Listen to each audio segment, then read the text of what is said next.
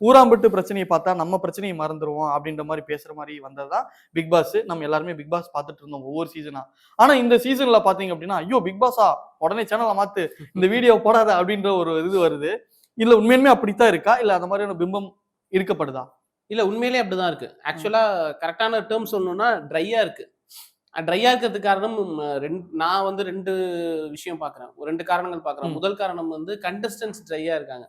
போன சீசன், இந்த சீசன் 2மே வந்து ரொம்ப முகம் தெரியாத கண்டஸ்டன்ட்ஸ் அல்லது ட்ரெண்ட்ல இருக்கணும் அப்படின்னு சொல்லிட்டு சோஷியல் மீடியால இருக்கிறவங்க எல்லாம் உள்ள பிடிச்சி போடுறது, அந்த மாதிரி தான் போன சீசனும் இருந்துச்சு, இந்த சீசனும் இருந்துச்சு. 2வது காரணம் ஆங்கர்.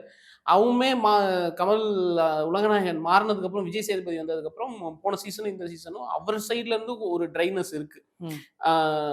அவருக்கு விஜய் சேதுபதி வந்து 100% அவர் ஸ்கிரிப்டடா பண்ற மாதிரி இருக்கு.